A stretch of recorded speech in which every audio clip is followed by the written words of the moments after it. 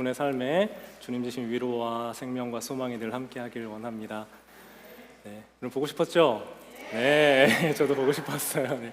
한 달 만에 우리 만나서 우리 만남을 또 허락해 주신 주님께 너무 감사드리고, 오늘 예배 가운데 주님이 소망, 은혜, 풍성한 우리에게 새 생명을 허락해 주시길 원합니다. 여러분이 많이 격려해 주시고 사랑해 주신 덕분에 잘 다녀왔어요. 한 달간의 일정 잘 마무리했고, 저는 제가 없으면 큰일 날 줄 알았거든요. 네. 전혀 아니어서 얼마나 감사한지 몰라요. 아니죠. 제가 없어도 큰일이 안 나죠. 왜 그럴까요? 우리 교회는 하나님이 왕이시고 주인 되신 교회이기 때문인 줄 믿습니다. 네, 제가 한국 가기 전에 우리 집사님 한 분이 저한테 이렇게 의미심장하게 물어보셔서, 목사님 돌아오긴 할 거죠? 약간 이렇게 물어보셨어요. 제가 이렇게 말씀드렸습니다. 집사님, 제 책상에나 빼지 말고 기다리세요. 책상 있어요. 네, 감사합니다. 여러 일정을 잘 보내고 왔는데요. 그 일정 중에 한 가지는 이제 연로하신 어른들 뵙고, 저희 부모님, 양가 부모님 뵙고 인사드리고 오는 거였습니다. 저희 그 조부모님은 다 소천하셨고, 제 아내의 할머니가 양가에 다 살아 계시거든요. 그래서 두 분 다 방문하셨는데, 그 중에 이제 외가 할머니는 부산에 사시는데 목사의 아내로 평생을 살아오셨고, 지금도 정말 하나님 앞에서 말씀과 기도로 살아가시는 분이십니다. 제가 이제 아내랑 함께 이제 방문해서 하루 자고 다음날 아침에 여러 이런저런 이야기들을 많이 나누는데, 제가 이제까지 들어보지 못했던 이야기들을 할머니께서 들려주셨어요. 아침 식사 자리에서 자기 평생의 삶에 있었던 여러 감사의 고백들 중에서 가장 귀한 감사의 고백이 무엇이냐, 그것은 바로 하나님을 알고 평생 복음과 은혜의 자리에서 살 수 있었다. 그것이 그분의 감사의 고백이었습니다. 복음으로 평생 살았던 것이, 그 기쁨을 알고 자랑할 수 있었던 것이 가장 중요하고 가장 큰 소망이고 자랑이셨는데, 그런데 그 할머님이 어린 시절에 방황과 고민의 시간을 겪으셨던 이야기를 저에게 들려주셨어요. 그때 내가 신앙을 가진 집안에서 자라고 있는데, 내가 교회를 다니고 있는데, 내가 믿고 있는 이 믿음이 진짜라면, 정말 하나님이 살아계시다면 내가 이렇게 믿어서는 안 되고, 하나님이 계시지 않는다면 나의 이 모든 것이 너무 헛되다, 이런 고백을 하셨어요. 그러면서 그 당시에 이런 생각을 가지고 2달 동안은 제대로 먹지도 못하고 마시지도 못하면서 살이 쭉쭉 빠지면서 근심과 고민, 걱정들을 하면서 내가 제대로 믿든지 아니면 믿지 않든지 양당 간의 결단을 좀 해야겠다 하는 마음을 먹으셨던 것 같습니다. 여러분, 우리에게 이런 믿음에 대한 분명한 이 확신 또는 어떤 절박함이 여러분 안에 있으세요? 내 연약하고 비천한 현실, 내 믿음의 현실에 대한 고민들과 내가 살아가고 있는 삶에 대한 진중한 고민들이 여러분의 삶에 있으십니까? 할머님이 그 고민과 고심 끝에, 그 고민 끝에 만난 말씀이 바로 로마서 9장 20절의 말씀이었다고 해요. 9장 20절 말씀 한번 띄워주시겠어요? 네. 이 사람아, 네가 누구이기에 감히 하나님께 반문하느냐? 지음을 받은 물건이 지은 자에게 어찌 나를 이같이 만들었느냐 말하겠느냐. 여러분, 이 말씀이 어떻게 답이 될 수 있을까 고민하는 분들도 계시겠지만, 할머님께는 이 말씀이 하늘로부터 임한, 하나님께서 우리 할머님에게 주신 말씀으로 임했던 겁니다. 그래서 이제 더 이상 고민과 고뇌가 없어졌대요. 나는 하나님께 지음받은 존재이고 하나님은 나의 누구시다고요? 아버지시다. 이 신앙 고백이, 이 말씀을 받고 이것이 믿어지면서 나의 고백이 되고 일평생을 가장 큰 기쁨과 자랑이 바로 하나님을 만난 일, 하나님을 알게 된 일이라고 고백할 수 있으셨단 말이에요. 사랑하는 여러분, 우리는 하나님께 지어진 존재인 줄 믿습니다. 그리고 하나님 우리의 아버지 되시는 줄 믿습니다. 여러분, 세상이요, 코로나와 함께 우리가 전혀 예상하지 못한 일들로 한번 흘러갔었잖아요. 아무도 예상하지 못했어요. 현대 문명과 과학의 힘은요, 우리의 힘과 우리의 능력으로 모든 것을 다 해낼 수 있다고 믿어왔습니다. 그런데 눈에 보이지도 않고 이 가늠조차 되지 않는 아주 작은 미세한 질병이 온 세계를 멈추게 했고요, 그로 인해서 세상을 바꾸어 버렸습니다. 내가, 개인이, 사회가, 국가가, 과학이, 기업이 다 할 수 있었다고 할 수 있다고 믿었던 그 모든 일들, 그 모든 믿음이 무너지는 경험을 우리 온 세계가 한번 다 경험했다라는 거예요. 특히요, 내 자신이 아무것도 아니라는 경험을 우리도 할 때가 있어요. 내가 굉장한 능력이 있고 내가 지금까지 잘 해와서 해낼 수 있어 라고 믿고 여겨왔는데, 정말 예상하지 못했던 어떤 벽에 마주치게 되니 이건 내 힘으로 정말 해결이 안 되는구나 하며 절망하고 좌절하고 그 자리에서 멈춰서 앞으로 나아갈 수 없는 그런 경험을 우리도 하게 된다는 거예요. 할머님의 경우는 좀 달랐지만, 내가 이렇게 믿어서는 하나님이 계시면 이렇게 믿으면 안 되고, 안 계시면 내 모든 신앙생활이 이처럼 헛된 것이 없다라는 그 절박한 만남과 부딪힘, 멈춤의 순간을 통해서 그 할머님은 믿음의 다음 여정을 갈 수 있었고, 그가 붙들어야 했던 본질을 붙들 수 있으며 그가 쌓아야 했던 기초를 쌓아가실 수 있었던 줄 믿습니다. 그래서 여러분, 오늘 우리 느헤미야 말씀을 통해서 우리가 한 달 동안 우리의 무너진 기초들 먼저 쌓아가길 원하는데요, 그 첫 번째는 우리가 하나님이 주시는 꿈과 비전을 받고요, 그리고 우리 자신이 어떠한 존재인지, 얼만큼 부서져 있고 깨져 있고 하나님의 도움이 철저하게 필요한 존재인지를 알고 분별하는 그 자리에서부터 바로 우리의 무너졌던 기초가 새로 세워지고 하나님의 역사와 일이 우리의 인생 가운데 새롭게 시작되게 될 줄 믿습니다. 그래서 우리 느헤미야 말씀 보면요, 아시는 분들도 계시겠지만 이스라엘이 기원전 586년 전에 나라가 아예 멸망을 했어요.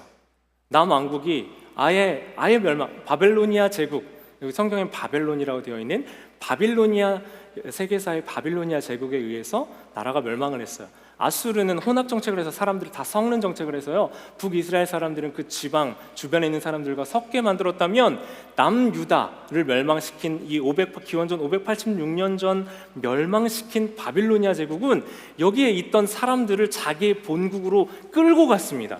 그래서 어쩌면 이 남아있는 사람들에게 신앙의 순수성, 그들이 원했던 종교 신앙생활을 할 수 있도록 인정해 주었기 때문에 70년의 포로 생활 기간 동안에 도리어 포로로 끌려갔던 이스라엘 백성들은 그곳에서 자신들의 신앙을 지키고 그곳에서 하나님의 신앙을 다음 세대에게 전수하면서 약 3대의 시간이 70년 동안 흘렀던 거예요. 그런데 이 이스라엘이 이 바사 제국, 페르시아 제국으로 이제 세계 패권이 넘어갔거든요. 그 바사 제국, 이 세계사의 페르시아 제국의 왕인 고레스가 명령을 내려서 야, 너네 다 본국으로 돌아가라 하는 명령을 내려줍니다. 그래서 이스라엘이 자기의 나라 본토로 돌아와서 국가를 재건하는 일을 하게 됐고요. 그렇게 함으로써 이스라엘은 다시 자국의 땅과 역사를 계속할 수 있게 되었다는 거예요. 첫 번째로는요, 그 자막 한번 띄워주실래요? 1차는 스룹바벨이라고 하는 사람이 성전을 재건하기 위해서 이스라엘 백성들과 함께 돌아와서 성전을 만듭니다. 그래서 그때 지어졌던 성전을 스룹바벨 성전이라고 했어요. 2차로 돌아왔던 사람은 에스라라고 하는 학자였는데요, 그가 돌아와서는 이제 1차로 성전이 재건되었잖아요. 그리고 나서 말씀이 다시 회복되고 깨어나고, 그 다음에 신앙이 회복되는 그 영적 갱신 운동을 2차로 에스라가 합니다. 그리고 3차로 돌아온 사람이, 3차를 이끌었던 사람이 바로 오늘 우리가 읽었던 누구요? 느헤미야예요. 느헤미야는 돌아온 뒤에 성벽과 예배를 회복시킨 사람입니다.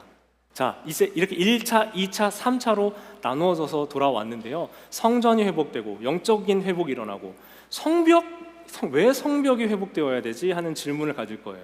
근데 여러분, 이 당시의 성벽은요, 그냥 담벼락과 같은 단순한 기능이 아니라요, 국가를 국가로 존립하게 만드는 역할을 성벽이 했던 거예요. 그러니까 성전만 덩그러니 있어서는 그 국가가, 성전이 보호될 수도 없고요, 성전의 역할을 제대로 할 수가 없는 거예요. 성벽으로 그 주변이 둘러져야 외세로부터의 침입도 막고 국가로서의 기능과 성전의 기능을 제대로 하기 시작했다는 겁니다. 그래서 느헤미야가 돌아와서 했던 일이 바로 그 성벽을 회복시키는 일이에요. 근데 이렇게 돌아오기 전에요, 느헤미야가 먼저 들었던 메시지가 있어요. 자, 먼저 회복돼서 갔던 사람들이 있을 거 아니에요. 1차, 2차에서. 지금 느헤미야는 아직 바사의 왕국, 페르시아의 왕국에서 술 맡은 관원장으로서 살아가고 있을 때예요. 자, 그런데 1장 3절에 이 말씀이 임합니다. 같이 한번 보시겠습니다. 함께 하시죠. 시작. 그들이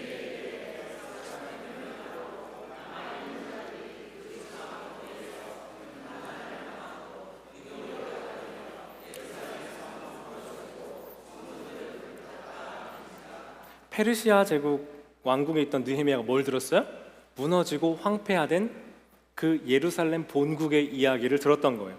자신의 뿌리이자 정체성의 기초가 되었던 그 땅이 이렇게 황폐화되어 버렸다라는 것을 들었던 겁니다. 여러분, 3대가 지났다고요? 70년, 약 3대의 시간들이 이렇게 지나갔어요. 사실 할아버지가 살던 나라이기 때문에 그 나라의 멸망과 이 황폐화됨이 그렇게 와닿지 않았을 수도 있겠어요. 그런데 그가 어떻게 반응을 했냐면요, 이렇게 반응해요. 느헤미야 1장 7절입니다. 한 번 더 같이 읽어보시겠습니다. 시작. 주를 향하여 크게 악을 행하여 주께서 주의 종 모세에게 명령하신 계명과 율례와 규례를 지키지 아니하였다. 여러분, 원래요, 우리가 기본적으로 이 현대를 살아가는 우리는 어떻게 생각을 하냐면 내 선대의 죄와 나의 죄는 같은 죄가 아니라고 생각해요. 나의 조상에 대해서 잘못해서 나라가 멸망해서 하나님의 심판을 받았다면 나의 죄와는 상관이 없는 일이라고 생각을 한다고요. 그런데 느헤미야는 어떻게 고백합니까? 하나님, 내가 범죄했어요. 우리 조상이 우리가 범죄하여서 하나님 앞에 크게 악을 행했습니다라고 이야기하고 있어요. 자신들의 죄를 고백해요. 교포 3세쯤 되면 우리는 죄를 안 지었는데 우리 조상이 지은 죄라고 얘기할 수 있겠지만 나의 죄와 나의 민족의 죄를 구분하지 않았단 말이에요. 왜 그럴까요? 하나님 앞에 하나님을 만나고 하나님을 경험한 사람은 나의 죄와 민족의 죄를 구분하지 않는 줄 믿습니다. 무슨 말이에요? 나의 민족은 죄를 지었을지 몰라도 나는 죄가 없어요 라고 하지 않고요, 하나님을 경험하고 하나님을 만난 사람은 하나님, 나의 민족, 나의 조상, 나의 뿌리가 되는 나의 모국이 나의 조상이 죄를 지었기 때문에 하나님 그 죄의 죄과도 나에게 있습니다 라고 고백을 한다는 거예요. 하나님을 만난 사람들의 입에서 나오는 건 자신들의 절망과 연약한 처지에 대한 분명한 인식이 있어요. 그래서 이사야서에서 이사야가 하나님을 만나고 뭐라고 얘기해요? 화로다, 망하게 되었도다, 이렇게 얘기를 하는 거예요. 뭘 했길래요? 뭘 했길래 망했다고요? 하나님을 만났는데 하나님 앞에 서보니 자신의 죄가 보이는 거예요. 자신의 악함이 보이는 거고 자기 민족의 연약함과 악함과 그 모든 것들이 보이는 거예요. 그래서 하나님, 우리가 죄를 지었고 우리 민족이 죄를 지어서 하나님 앞에서 범죄했습니다라고 하나님 앞에 기도하며 나아가는 거예요. 그게 바로 느헤미야가 하나님 앞에 바르게 했던 기도의 제목이었습니다. 여러분, 이스라엘 나라가 이스라엘일 수 있는 이유가 있어요. 그것은 바로 하나님과 온전한 관계 있을 때에만 이스라엘이 이스라엘다운 거예요. 사람이 사람다울 수 있는 이유가 있을까요? 무엇일까요? 사람이 동물하고 다른 게 뭘까요, 여러분? 뭐가 달라요? 지능이 다르고 추구하는 바가 다르고 가치를 여기는 바가 좀 다르겠죠. 근데 생각해 보면요, 그 정도의 차이이지 동물과 크게 다를 바가 없을지도 몰라요. 그것은 지능의 차이, 감각의 차이, 능력의 차이도 아니고요, 사람을 사람답게 만드는 것은요, 사람만이 하나님과 인격적인 관계를 맺을 수 있기 때문입니다. 사람만이 가능한 일이에요. 이 가끔 보면요, 동물농장 이런 거 보면은 교회를 열심히 다니는 강아지 이런 애들 나오거든요. 교회 가서 다리 이렇게 올려놓고 있고 이러고 이런 애들이 있어요.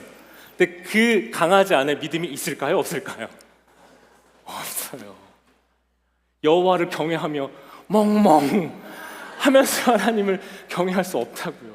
사람만이 하나님을 하나님으로 인정하고 경외하는 줄 믿습니다. 그래서요, 우리가 어려운 말로 이런 말들을 해요. 당신 하나님을 믿습니까? 라는 질문을 할 때 안 쓰는 분들도 계실지만 하나님을 인격적으로 만나셨습니까? 이런 질문을 하기도 합니다. 그런데 질문을 하는 사람도 내가 무슨 질문을 하는지 잘 모르고, 질문을 받는 사람도 무슨 질문을 받는지 잘 모르고, 인격적으로 만났냐고 하면 저는 하나님을 언제 뜨겁게 경험했어요, 이렇게 대답을 하곤 하거든요. 근데 여러분, 인격적으로 만났다라는 것은요, 인격적이라는 말은 서로 상대방과 대화하고 소통하고 느끼고 감각하며 상호작용을 할 수 있다는 것을 의미하는 거예요. 자, 그러면 우리가 하나님을 인격적으로 만났다라는 것은 무슨 의미예요? 서로 알고 말하고 듣고 느끼고 소통하는 관계로 하나님과의 관계가 들어갔다는 거예요. 그 말은 내가 하나님을 하나님으로 인정하느냐, 하나님을 나의 구주로 고백하고 그분을 나의 주님으로 받아들였느냐라는 질문을 하는 거죠. 인간이 인간다울 때가 바로 이때입니다. 하나님을 하나님으로 알고 인정하고 믿고 하나님과 지각하고 느끼고 소통하며 살아갈 때 인간은 인간다움을 느낄 수 충분히 발휘하며 사는 거예요. 근데 여러분, 이 세대는 그 인간다움을 잃어버렸어요. 조금 더 고차원의 욕구를 발현하고 쫓아가고 있을 뿐이지 하나님과 소통하며 하나님의 뜻을 이 땅 가운데 실현하고 살 수 있는 그 인간다움, 특별함을 잃어버리고 있지 않느냔 말이에요. 본능과 욕구대로 사는 동물과 무엇이 달라요? 그런데 이걸 인식하지도 못해요. 제가 한국에 다녀와 보니 더 많이 느껴져요. 여러분, 제가 한국 갔더니요, 전 빠른 사람이라 생각했거든요. 근데 템포가 너무 달라요. 그래서 저희가 병원 예약할 때부터 아내가 전화를 해가지고 예약을 하는데 그 음성으로 예약을 하잖아요. 네, 아이들의 그 주민등록번호를 입력해야 되니까 통화를 딱 하고 있는데 주민등록번호를 입력하십시오. 5, 4, 3, 2, 1하고 그냥 끊겨버리는 거예요. 한국에 가서 이제 결제하는 키오스크가 되게 많더라고요. 병원에서 이제 아이들 갔다가 수납하러 갔습니다. 그래서 이제 차량 등록번호 하나 입력하고 뭐 번호 입력해야 되는데 여기서 또 이 5, 4, 3 저 태어나서 처음으로 그거 실패해봤어요. 제가 여기 있다 보니까 아주 편안한 속도에 익숙해져서 그런지 한국의 빠른 속도에 아주 정신을 못 차리다 왔습니다. 한 일주일 동안은 정신을 못 차렸어요. 그뿐만 아니라 한국 사회가 어딜 가면요, 물건들이 다 말을 하게 만들었어요. 나를 사, 내가 여기에 있어, 나를 안 사고 뭐 하고 있어 하면서 사방에서 소리를 외치고 저에게 이야기하고 있는 것을 경험했습니다. 여러분, 저도 좀 정신 차리고 오려고 좀 힘들었지만 이 세상을 살면서 우리가 조금 더 나은 욕구, 조금 더 나은 결정, 나은 판단, 욕구를 위해서 살아가고 있으면서 본질적으로 우리가 고민하고 생각해야 하는 어디서 와서 우리가 어디로 가는지, 우리의 존재의 의미와 인생의 가치가 어디에 있는지, 우리가 어떤 존재인지에 대한 분별과 깨어짐이 우리에게 있느냔 말이에요.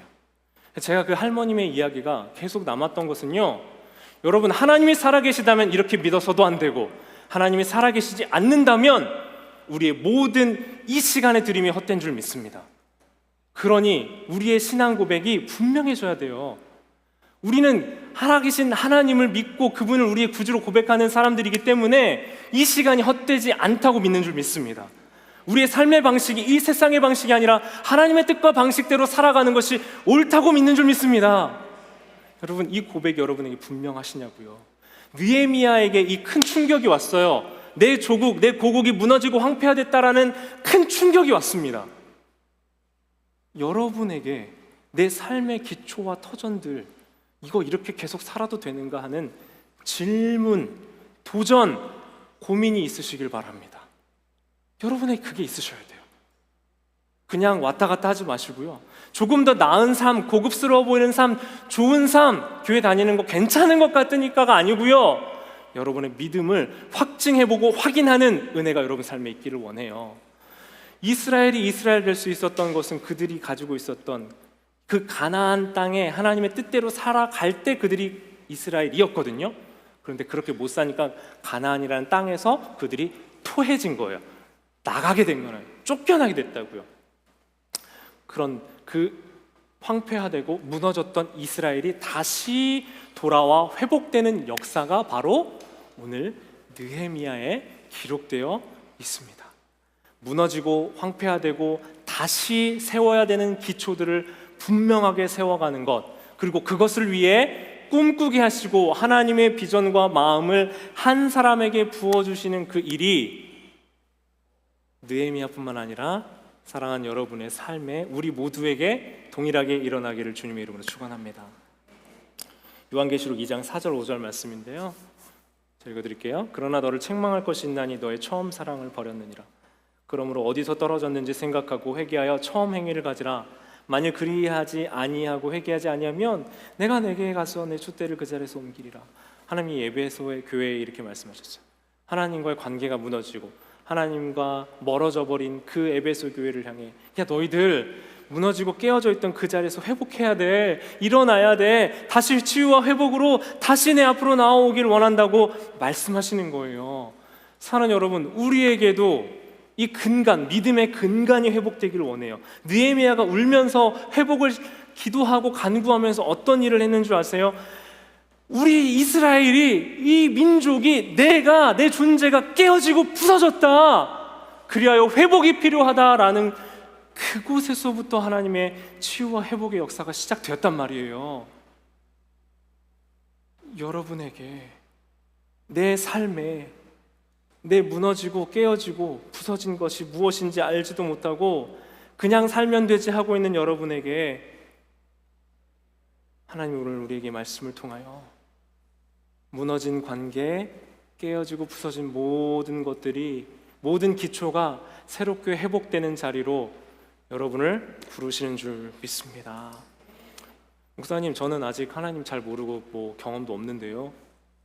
여러분, 그게 바로 하나님과 깨어져 버린 거예요. 하나님은 우리를 하나님과 사랑하는 관계로 창조하셨는데 죄가 우리에게 들어와서 그 하나님과의 관계가 깨져 버렸다고요. 그 깨어진, 내가 하나님을 알지 못하고 하나님을 아직 나의 구주로 고백하지 못하는 그것이요, 하나님의 생명과 사랑이 우리에게 향해지도록 만들어 놓으신 원래의 모습을 잃어버린 거라고요. 내가 잘못한 게 없는 것 같은데요 라고 느끼실지라도 우리가 회복하고 치유하고 고쳐야 되는 부분이 바로 그 하나님과의 관계예요. 하나님은 우리를 사랑의 관계, 하나님의 사랑과 넉넉한 품 안에 살고 있는 관계로 부르셨는데, 그 안에 있게 만드셨는데 그 모든 것들이 깨어져 버렸어. 무언가 잘못됐어. 잘못됐는데 잘못된지도 모르고 회개할 줄도 모르고 돌이키지도 못하고 살았던 게 우리였던 거예요. 여러분, 그렇다면 뭘 회복해야 돼요? 뭘 돌이켜야 돼요? 예수님의 생명, 복음이 회복되어야 되는 줄 믿습니다. 저를 아껴주시고 사랑해주시는 그 한국에 있는 많은 분들 중에 제 멘토 목사님 계시거든요. 제가 찾아 인사를 4년 반 만에 갔죠. 가서 인사를 이제 드리고 목사님 관으로 이제 제가 들어가는 순간 목사님이 깜짝 놀라셨어요. 왜요? 제 얼굴이 이민 목회자, 예상했던 이민 목회자의 얼굴은 쩔어 있고 얼굴이 안 좋고 꿀꿀해야 되는데 얼굴이 너무 밝고 신나 있고 기쁜 얼굴로 목사님 데려왔기 때문에 그래요. 오! 이렇게 얘기했어요. 정확히 오! 이렇게 하셨어요. 그래서 저를 보면서 왜 이렇게 좋으냐고 놀라셨던 거예요.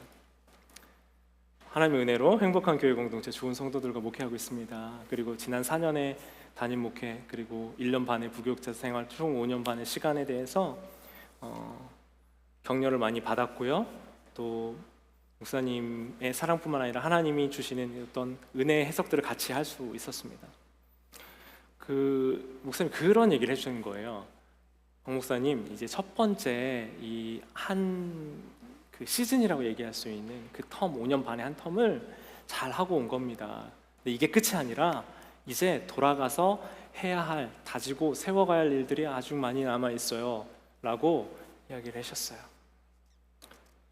우리 교회 공동체가 정말 견고한 믿음의 기초와 생명 위에 서 있는가? 저도 다시 고민하고 기도하기 시작합니다. 어떤 기초 위에 서 있어야 될까? 어떤 믿음의 기초들을 다시 세워가야 될까? 여러분, 제가 목회자 자녀로 자랐잖아요. 그래서 평생을 교회 문화 분위기 안에서 자랐거든요. 그러다 보니 제 안에 정말 생명과 십자가와 성경에 있는 것 말고요, 한국 교회와 기독교가 만들어낸 문화적인 어떤 정서들과 방식들이 제 안에 많이 있다는 걸 좀 많이 느꼈어요. 제가 귀하게 여기고 있는 신앙과 삶, 방식, 그리고 기독교 신앙이 어쩌면 세상이 질타하고 비난하고 있는 것이 있다면 세상이 모르는 것도 분명히 있지만 어쩌면 성경적이지 않고 반성경적인 내용을 기독교 문화와 정서라는 것으로 계속해서 다지고 우리끼리 이게 맞아 하고 온 것은 아닌가 하는 생각을 많이 하게 되었습니다. 자, 그래서 교회 안에요, 신앙생활 하다가 신앙생활이 어려워지는 지점들을 생각해 보면요, 정말 진리와 하나님의 생명과 관계에 있는 것이 아니라 교회 생활은 이렇게 해야 돼 라는 그런 생각과 기준들 때문에 교회 생활이 힘들어질 때가 많아요.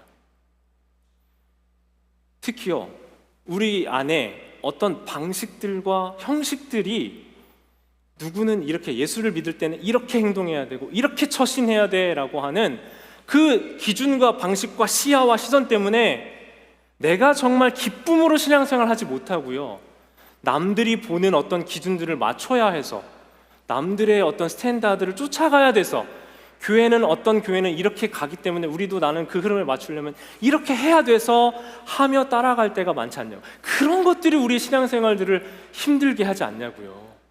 그 본질, 우리가 기본과 기초를 회복하며 복음을 회복한다라는 것은요, 우리가 교회의 어떤 모습들을 자꾸 회복하면서 이렇게 해야 되고 저렇게 해야 되는 것을 회복하자는 이야기가 아니에요. 어떤 신앙 공동체들은 이 느헤미야 본문, 잘못된 건 아닐 수 있습니다. 느헤미야 본문을 통해서 성전을 건축하고 회복하는 것에만 초점을 맞춰요. 그런데 여러분, 정말 회복되어야 되는 것은 느헤미야 1장 3절에 느헤미야가 고백하고 경험하고 부서지며 내가 회복해야 되는 그 나라의 본체, 정체성, 하나님 나라의 회복이 필요하구나라는 그 인지로부터 시작해서 7절에 고백하는 하나님, 우리가 범죄했습니다 하는 나의 죄인된 고백, 그 기초로부터 시작해서 하나님, 우리에게 예수님의 생명과 복음이 필요합니다 라는 그 단계로 가기를 주님이 우리에게 원하시는 줄 믿습니다. 그러니까 다른 게 아니라요, 느헤미야를 통해 회복해야 되는 건 우리의 연약함이고 우리의 죄에 대한 고백이고, 그리고 하나님이 우리에게 주신 생명의 풍성함과 은혜들에 대한 고백을 통해 우리가 진짜 회복돼야 될 것들을 회복해 나가야 될 줄 믿습니다. 우리 느헤미야 말씀을 통해서 우리가 사람과의 관계, 예배에 대해서, 또 무너진 어떤 하나님과의 성경이나 말씀에 대한 기초들, 여러 가지들을 회복해 가게 될 건데요, 예수님이 우리의 머리가 되시고 우리가 주인이 되시면 느헤미야가 울며 애통하며 그 하나님 앞에 간구하며 구했던 그 하나님 앞에 간구, 그것을 하나님은 우리를 보고 외면하지 않으실 줄 믿습니다. 우리의 죄와 반역, 하나님을 외면한 우리의 삶, 그 모든 것들을, 그것들 때문에 하나님의 사랑을 받아들이지 못했던 우리를 하나님이 다시 받아주시게 될 거예요. 루키 1장에 보면 베들레헴 나오죠. 베들레헴의 그 뜻 자체는 어떻게 되냐면요, 베트레헴이에요. 베트는 집이고요, 레헴은 떡이에요. 그러니까 이걸 이름 합치면 뭐예요? 떡의 집, 빵의 집이에요. 근데 이 베들레헴의 루키 1장에 보면요, 흉년이 들었다고 그래요. 흉년이 들었단 말은 떡의 집에, 빵의 집에 떡이 없고 빵이 없었다는 얘기입니다. 있어야 될 게 없었다는 거예요. 여러분, 우리 교회에 정말 있어야 되는 게 무엇이에요? 우리 예배 가운데 정말 있어야 되는 게 무엇이에요? 12시 30분부터 시작되는 점심 친교입니까?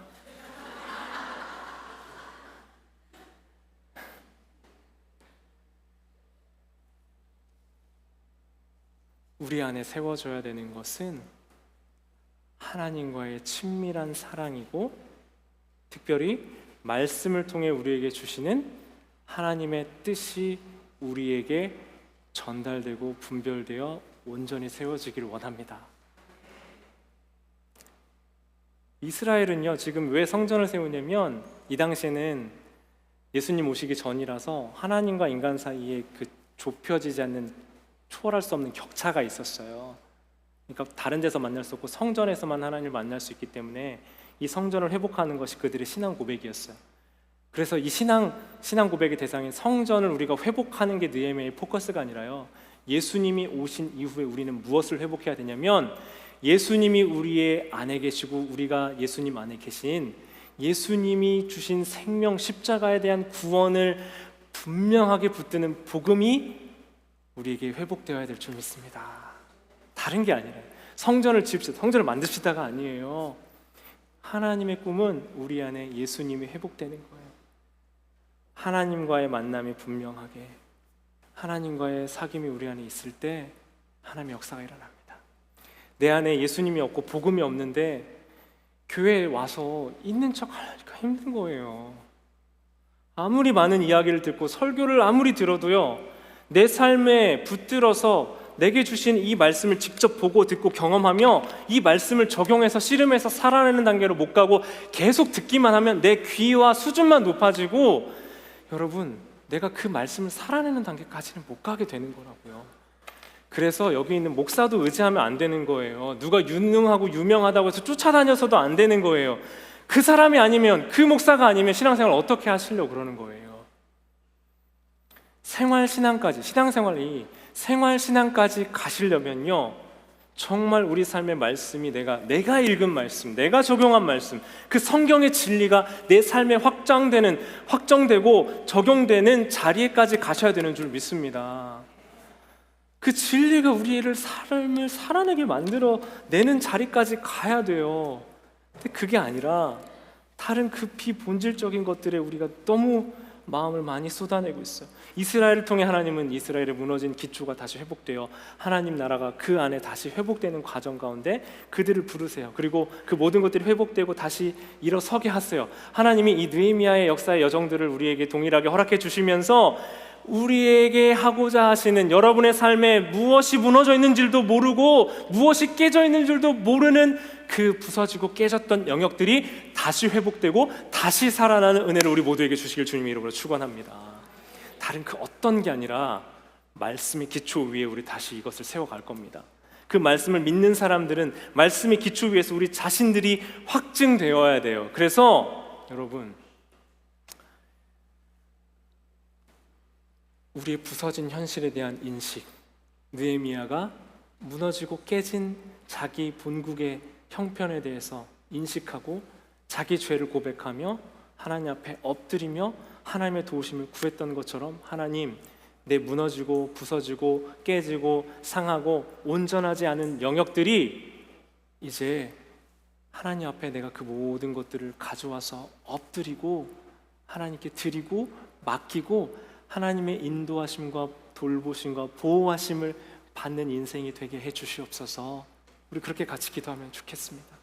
이 시간 같이 기도하며 나갈 텐데요, 여러분, 아까 말씀 시작하면서 제가 할머님 얘기를 했잖아요.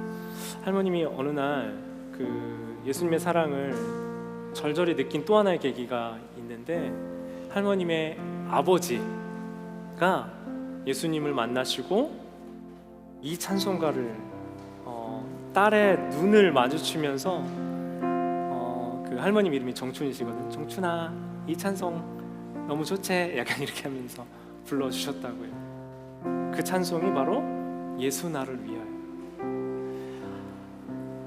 복음이 없는 사람은요, 예수님의 십자가를 내 안에 간직하지 못한 사람은요, 이 찬양을 좋다고 부를 수가 없어요. 제가 한번 불러볼게요. 예수 나를 위하여 십자가를 질 때 세상 고초를 지시고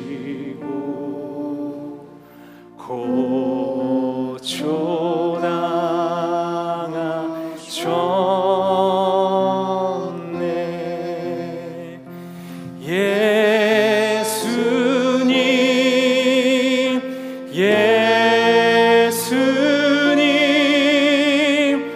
나의 죄 위하여 보배 피를 흘리니 죄인 받으소서.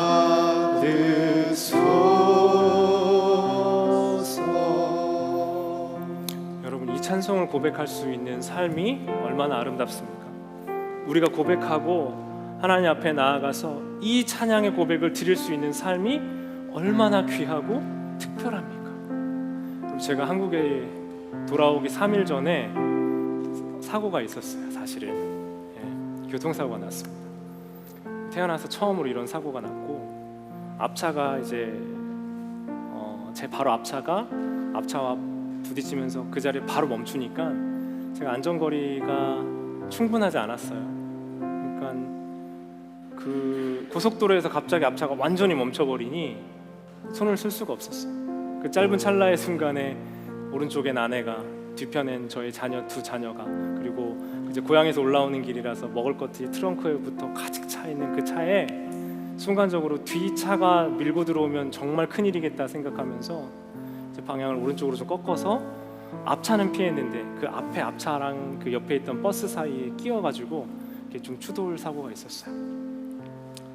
제가 그 짧은 찰나의 순간이 사실은 어제까지도 되게 아직 마음이 잘 해결되지가 않았어요.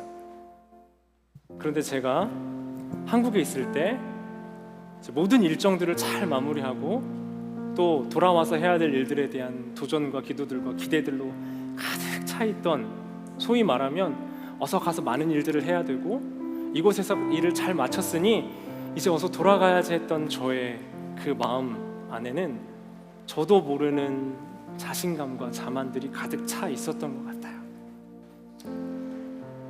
근데 그 사고가 난 이후에 이제 제 아내 표현으로는 파김치가 되었다라고 표현했는데, 저는 솔직히 사고가 날 때 운전자의 책임이 없을 수 없다라고 늘 생각했기 때문에 안전운전, 방어운전 해야 된다는 걸 늘 생각했거든요. 근데 제가 그 찰나에 저의 잘못으로 내 가족이 큰 위험에 빠질 수 있었던 그 상황에 내 힘이 너무 아무것도 아니고 내 생명의 내가 강하게 느꼈던 그 모든 것들이 정말 아무것도 아니다라는 것을 크게 생각하고 경험했습니다. 사랑하는 여러분, 동일하게요, 여러분의 삶에 여러분이 의지하고 있는 지식, 명예, 물질, 힘, 그 모든 것이요 일순간 사라져버릴 아무것도 아닌 것들이에요. 우리는 그것들을 의지하면서 영원히 변하지 않은 것들을 내가 붙잡고 살고 있다라는 착각으로 오늘도 살아가고 있다고요. 제가 그 짧은 찰나의 순간에 느꼈던 감정들과 생각들을 제가 어찌 보면 죽음을 마주했던 건 아닌데요, 내 힘의 무력함, 아무것도 아닌 것을 너무 크게 절절하게 경험을 했어요. 예수님이 우리에게 주신 생명과 영원한 약속이 아니면 우리가 붙들 수 있는 영원한 것이 아무것도 없어요. 내가 의지하고 신뢰하고 분명하게 붙잡을 수 있는 그 어떤 것들도 우리가 살아가는 인생에 있을 수가 없다고요. 시간 기도하면서 오직 딱 한 가지 우리가 기대할 수 있는 그 한 가지, 예수님이 나를 위하여 죽으셨고 그 죽음의 십자가를 붙들고 사는 사람에게 하나님이 허락하신 영원한 약속과 생명이 있는 것, 바로 그것이 우리가 유일하게 붙들 단 한 가지의 소망인 줄 믿습니다. 시간 기도하면서 여러분 의지하고, 어쩌면 여러분의 삶에 흔들리고 염려되고 걱정되고 있는 모든 기반들 있죠. 시간 지나면, 미안하지만 시간이 좀 지나면 아무것도 아닐 수 있어요. 여러분, 생명이 여러분에게 지금 있어요. 여러분에게 주어진 생명으로 하나님이 무엇이든 여러분을 통해서 하실 수 있다고요.